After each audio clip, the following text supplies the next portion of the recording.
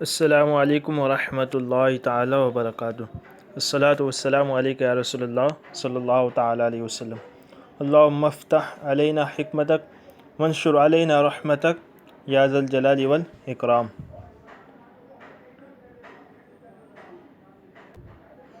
ماشاء اللہ، الحمدللہ، ہم کئی دنوں سے نصاب النحو کا درس پڑھ رہے ہیں۔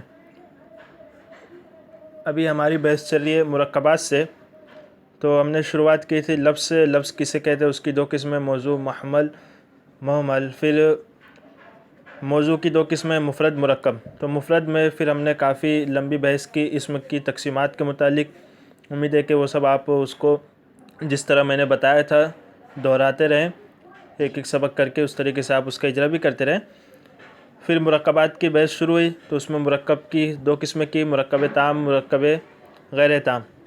مرکب تام جس کو مرکب مفید، جملہ، کلام اور مرکب اسنادی بھی کہتے ہیں۔ مرکب غیر تام جسے مرکب ناقص، مرکب غیر مفید، مرکب غیر اسنادی یہ بھی کہتے ہیں۔ پھر مرکب مفید کی دو قسمیں کی، ٹھیک ہے۔ ایک تو جملہ خبریہ، جملہ انشائیہ۔ جملہ خبریہ جس میں خبریہ طلب معلوم ہے، اس کو جس کے کہنے والے کو سچا یا جھوٹا کہا جا سکے۔ جملہ انشائیہ جس کے کہنے والے کو سچا یا جھوٹا نہ کہا جا سکے۔ تو اس کی پھر 12 قسموں کے نام بیان کیے، اس کو بھی انشاءاللہ تفصیل سے آگے بیان کریں گے۔ پھر دوسری تقسیم کی فعل، فاعل اور مبتدا اور خبر کے اعتبار سے۔ فعل فاعل ہو تو جملہ فعلیہ کہیں گے، مبتدا خبر ہو تو جملہ اسمیہ۔ پھر مرکب غیر مفید یعنی مرکب ناقص جسے مرکب غیر اسنادی تینوں کہتے ہیں، اس کی 5 قسمیں کی تھے، مرکب اضافی، مرکب توصیفی۔ یہ دو کا آپ نے مکمل سبق پڑھ چکے۔ اب ہے مرکب باقی جو 3 قسمیں ان کو آج بیان کریں گے، ٹھیک ہے۔ تو آپ اس طریقے سے روز پورے سبق کو دہراتے رہیں۔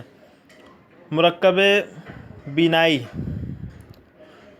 جسے مرکب تعدیدی اوپر کہا تھا، اس کو کسے کہتے ہیں؟ وہ مرکب ناقص جس کا دوسرا جز حرف عطف کو شامل ہو۔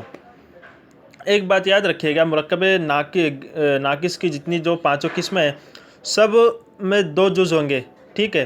اب مرکب اضافی میں اضافت ہوگی ایک جز کی دوسری جز کی طرف، مرکب توصیفی میں دوسرا جز پہلے جز کی صفت بنے گا۔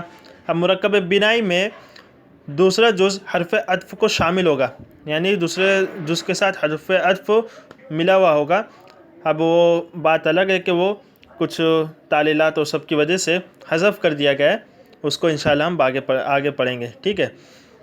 اب اسے بھی اتنا یاد رکھیں کہ وہاں پہ واو پوشیدہ ہوتا ہے۔ تو مرکب بنائی وہ مرکب ناقص جس کا دوسرا جز حرف عطف کو شامل ہو، جیسے احد عشرہ، یہ اصل میں احد و عشرن تھا، اسے مرکب تعدادی بھی کہتے ہیں، ٹھیک ہے، یعنی عدد والا۔ احد عشرہ یعنی 11، اثنا عشرہ، اربع عشرہ، ستہ، یہ سب 11 12 جو گنتی ہوتی ہے اسے اس میں عدد۔ اب تنبیہ بتا رہے ہیں کہ مرکب بنائی کے دونوں جز مبنی بر فتح ہوتے ہیں۔ مبنی بر فتح، مبنی بر ضم، مبنی بر کسر، یہ سب آپ نے معرب اور مبنی کے بحث میں پڑھا تھا، ٹھیک ہے۔ تو اسے اچھے سے یاد کر لیجیے، اگر یاد نہ ہو تو اس کو پھر سے دہرا لیجیے گا۔ مرکب بنائی کے دونوں جز مبنی بر فتح ہوتے ہیں، یعنی فتح پر مبنی ہوں گے دونوں جز۔ جیسے احد عشرہ ہمیشہ احدہ دال پہ زبر ہوگا اور عشرہ کی راہ پہ بھی زبر ہوگا، ٹھیک ہے۔ لیکن بتا رہے کہ جو اثنا عشرہ یعنی 12 ہے کہ اس کا دوسرا جز تو مبنی بر فتح ہی ہوتا ہے، یعنی جو عشرہ ہے، اثنا عشرہ میں عشرہ تو مبنی ہوگا فتح پر، مگر پہلا جز معرب ہوگا یعنی اثنا، کیوں؟ اس کی حالت رفع الف سے اور حالت نصبی و جر یا سے آئے گی۔ جیسے حاضی اثنا عشرہ کتاباً، یہ 12 کتابیں، رأیت نئی عشرہ کتاباً، میں نے 12 کتابوں کو دیکھا، 12 کتابیں دیکھی۔ اب دیکھیں یہاں پہ اثنا آیا ہے پہلی مثال میں، دوسری میں اثنئی، ٹھیک ہے۔ تو دوسرا یہ حالت نصب میں، تو اس کا اعراب چینج ہو گیا۔ تو جو پہلا جز ہے وہ مبنی ہوتا ہے اثنا یہ، اور جو دوسرا ہے وہ تو نہیں، پہلا جز ہے جو اثنا یہ معرب ہوتا ہے، اور دوسرا جز عشرہ یہ مبنی ہوگا ہمیشہ۔ یہ ہو گئی تیسری قسم مرکب ناقص کی۔ اب پھر چوتھی قسم بتا رہے ہیں مرکب منع صرف، وہ کسے کہتے ہیں؟ جسے مرکب مزجی بھی کہتے ہیں۔ اب دیکھیں آپ مزجی کیا ہے صرف کے اعتبار سے، ٹھیک ہے۔ مرکب من صرف وہ مرکب جس میں دو کلمات کو بغیر اضافت اور اسناد کے ملا کر ایک کر دیا گیا ہو، اور ان میں دوسرا کلمہ نہ صوت ہو اور نہ کسی حرف عطف کو متضمن ہو، یعنی متضمن یعنی ملا ہوا۔ اب بتا رہے کہ مرکب من صرف کسے کہتے ہیں؟ ایسے دو کلمے کو ملانا جن میں نہ اضافت ہو ایک دوسرے کی اضافت کے مرکب اضافی کی طرح، نہ اسناد پائی جاتی ہو ان کے درمیان نسبت، اور نہ وہ صوت میں سو کلمات صوت وہ نیچے آ رہے ہیں، اور نہ حرف عطف کو شامل ہو، جیسا کہ ابھی یہ مرکب بنائی میں بیان کیا نا کہ دوسرا جز حرف عطف کو شامل ہو، بھلے وہ لفظ میں دکھے نا۔ تو اس طریقے سے مرکب من صرف میں نہیں ہوگا بلکہ دو جز ہوں گے، ان کو ملا دیا جائے گا، جیسے بعلبک کو اسے مرکب مزجی بھی کہتے ہیں۔ اب بعلبک کو دیکھیے بتا رہے حاشیہ نمبر 1 دیکھیے، بال ایک بت کا نام ہے اور بک ایک بادشاہ کا نام ہے جو اسے پوجا کرتا تھا، یعنی اس بت کو، دونوں کو ملا کر ایک شہر کا نام رکھ دیا گیا بعلبک کو۔ اب ان دونوں کے درمیان نہ اضافت ہے، نہ اسناد ہے، نسبت ہے، نہ یہ کلمات صوت ہے، اور نہ حرف عطف ہے دونوں کے درمیان پوشیدہ، ٹھیک ہے۔ تو یہ ہو گیا مرکب منعصر، جسے مرکب مزجی بھی کہتے ہیں۔ پھر تنبیہ میں کیا بتا رہے ہیں؟ مرکب من صرف کا پہلا جز مبنی بر فتح اور دوسرا جز معرب باعراب غیر منصرف ہوگا۔ پہلا جز ہے جو جیسے بعلبک میں ایک جز ہے بعلا، دوسرا ہے بک، ٹھیک ہے۔ تو پہلا جز ہے بال، یہ تو ہمیشہ مبنی ہی رہے گا، مبنی بر فتح، اور دوسرا جز ہے جو بک وہ غیر منصرف کے حکم میں رہے گا، یعنی غیر منصرف کا جو اعراب ہے وہ اعراب اس پہ آئے گا، یعنی حالت رفع میں ضمہ کے ساتھ، حالت نصب و جر میں فتحہ کے ساتھ، ٹھیک ہے۔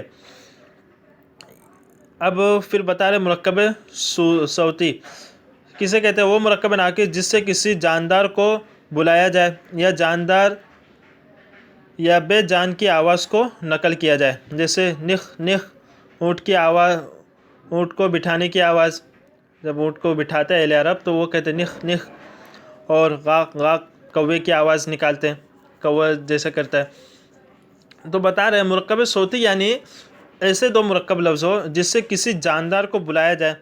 اب سب جو زبانیں الگ الگ ہوتی ہیں، جیسے کبھی ہم جانوروں کو بکری ہے، مرغی، ان سب کو بلاتے ہیں، تو سب کے الگ الگ انداز ہوتے ہیں، تو اسے مرکب صوتی کہتے ہیں۔ یا جاندار کو بلایا جائے یا بے جان کی آواز کو نقل کیا جائے، جاندار یا بے جاندار کی، جاندار کی آواز جیسے کوے کی آواز نکالے یا کسی اور جانور کی، چوہا بلی کس کی بھی، اسے بھی مرکب صوتی کہیں گے۔ یا بے جاندار کی آواز کو نکالا جائے، جیسے کہ دروازہ کھلنے کی آواز ہے، ٹھیک ہے، گاڑی کے آنے کی آواز، ایسی کچھ، یہ سب بے جاندار میں آ گئی، تو یہ سب مرکب صوتی ہے۔ اب تنبیہ بتا رہے یہ تمام مرکبات ناقصہ مکمل جملہ نہیں ہوتے بلکہ ہمیشہ جملہ کا جز بنتے ہیں۔ جو پانچوں مرکب غیر ناقص کی قسمیں بیان کی، مرکب اضافی، مرکب توصیفی، مرکب بنائی، مرکب صوتی، مرکب تعدادی، یہ پانچوں مکمل جملہ نہیں ہوتے بلکہ جملہ کا جز بنتے ہیں، ٹھیک ہے، یہ یاد رکھنا۔ اب مشق ہے، مشق میں دیکھیے سوال تو ایک ہی ہے، درج ذیل میں سے مرکب تعدادی، مرکب مزجی اور مرکب صوتی علیحدہ علیحدہ کریں۔ 3 مرکبات اس میں بتا دیے ہیں، تو آپ کو یہ 10 جملے 3 آپ کو خانے بنا دینا ہے، اور تینوں خانوں میں جو مرکب تعدادی اس کو مرکب تعدادی میں لکھ دے، جو مرکب مزجی ہو اس کو مرکب مزجی میں، یعنی مرکب بنائی، مرکب صوتی کو مرکب صوتی میں، تو 3 کھانے بنا دے، بہت ہی آسان ہے انشاءاللہ۔ امید ہے کہ آپ کو سمجھ میں آ گیا ہوگا۔ اب آپ کو ایک کام اور بھی کرنا ہے کہ جو سبق آپ پڑھتے جا رہے ہیں اس کو، جیسے سورہ فاتحہ ہے، انشاءاللہ عنقریب اس کو میں پیش کرنے کی کوشش کروں گا۔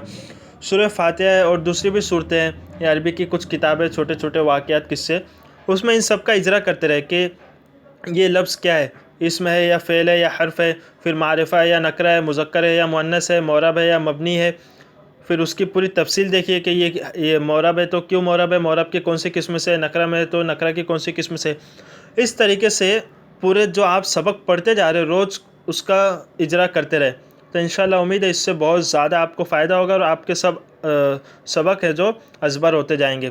تو اللہ تبارک و تعالیٰ سے دعا ہے کہ ہم کو علم دین حاصل کرنے اور اس پر عمل کرنے کی توفیق عطا فرمائے اور حضور کے فیض و طفیل ہم تمام کو کامیاب کرے۔